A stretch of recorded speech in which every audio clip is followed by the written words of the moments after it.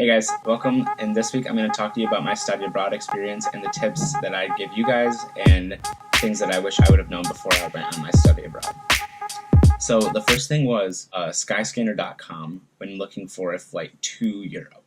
So looking on skyscanner.com, there's a lot of flexibility and you're able to move around a lot of variables very easily to try and see the cheapest option. And it turns out that from flying from Detroit, Michigan, it was actually cheaper for me to fly from Chicago to Paris than Detroit, and I actually saved $1,000 just because of the way that the airline companies work.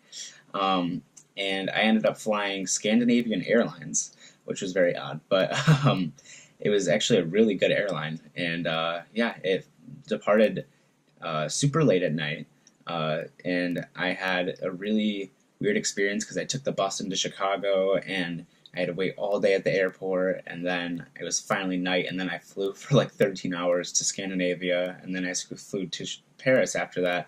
But in all, I saved $1,000, so totally worth it. Next, I'd say once you get to Europe, you should start using Ryanair.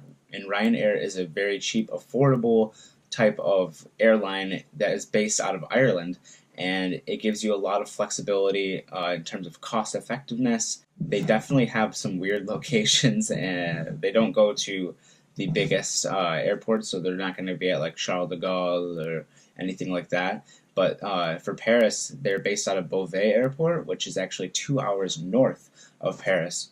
But don't worry, I did the research, and there's a shuttle bus that you can take for around 15 euros that leaves the center of Paris, and it takes you up to Beauvais Airport.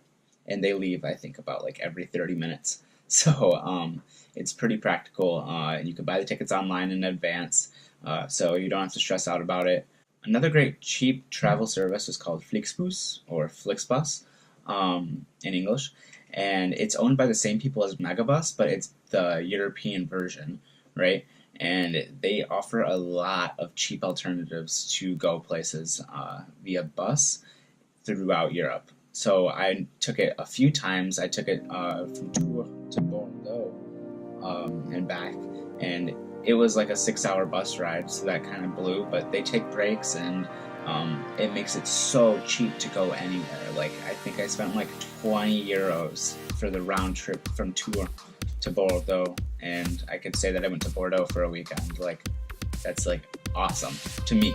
That was really cool, and it afforded me a lot of opportunities, even more than that. Something that I think everybody should learn before they go to Europe is how to navigate the metro or bus system. And what I mean by this is I think that people should learn about transfer points and all these types of things that kind of go into the map when you look at a map, and understanding that and how you get from point A to point B by using these type of navigation systems is extremely beneficial in your success in Europe, because it'll cause you a lot less heartache and pain, mental pain that is, when you're there trying to figure out where to go and you just don't know how, and you have that language barrier still, and you're still trying to overcome all of these things. So trying to figure that out beforehand will definitely give you an upper hand in daily life, I'd say, in Europe.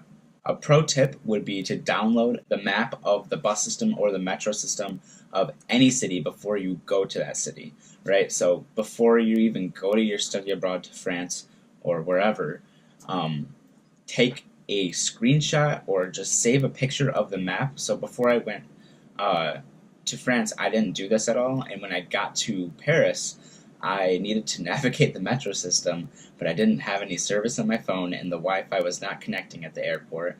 So I was sitting there trying my hardest to try and download the map of the Paris metro so I can get through the Paris metro, because I couldn't find a map anywhere throughout the metro system. So that was very stressful for me, and I wanted to get to my hotel, and I just really could not find the map. And if I would have downloaded it before, it would have never been an issue. So if you can, download the map before. Another thing that I want to say is make sure you save as much money as you can before, because I cannot stress this enough. You are going to spend so much money, far beyond what you even think that you'll spend. You spend so much money on a study abroad, whether it's food, clothes, souvenirs, all of that just adds up. Trips, travel expenses, like it's so much money. Definitely worth it. Don't regret any of it, but save up as much as you can before. That is my biggest thing, is save up as much as you can. Another pro tip is to get a Visa credit card before you go there.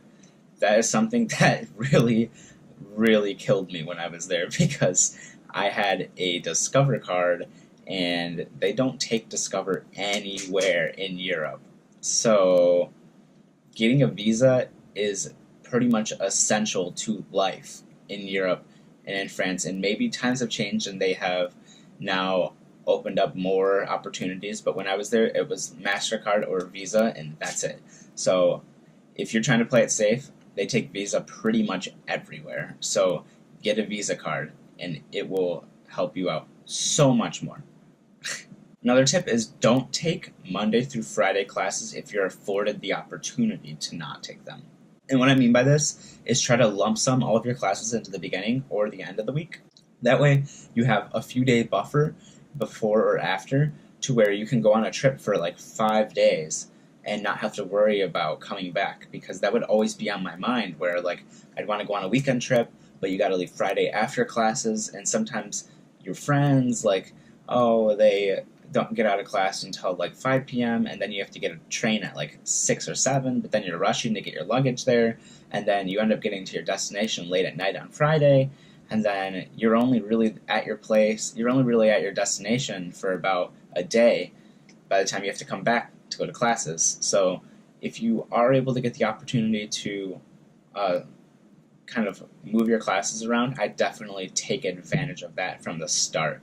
Don't do what I did and take a Monday through Friday, which I don't think I actually had an option. But if you do, definitely take that opportunity. Another great friend of yours is going to be Airbnb, which by now a lot of people know about, a lot of people use. And when I was going on my study abroad, Airbnb was kind of still on the up and up, and people still didn't really know too much about it. But when I was there, there was so much opportunity for Airbnbs in all of France. I used a multitude of different arrays, whether it be shared room, whole house, whole apartment. We did it all, and it was all amazing. The only time that I had a problem was one time when I was in Marseille, in the Calanque. That was my favorite day of the entire study abroad, was being able to hike through the Calanque in the south of France. But once we left the Airbnb, there was sand that was tracked in just because we were hiking and stuff, and there were a few rules that were not so well discussed with our host beforehand, and we didn't look at all of the rules of the Airbnb, and we thought we left the place clean and nice. She had a different vision of what that was a little bit of miscommunication. So I'd say when you're going on an Airbnb in a foreign country, make sure that you look over the rules, and if you have to, try and translate the rules, because you want to be as best guess as you can so you can be accepted to your next Airbnb and get a good experience on both your end and the person's end, to cause less difficulties and less cultural tension as well. If you guys thought these tips were useful, make sure you let me know in the comments below, like it, subscribe, and I'll see you guys next time.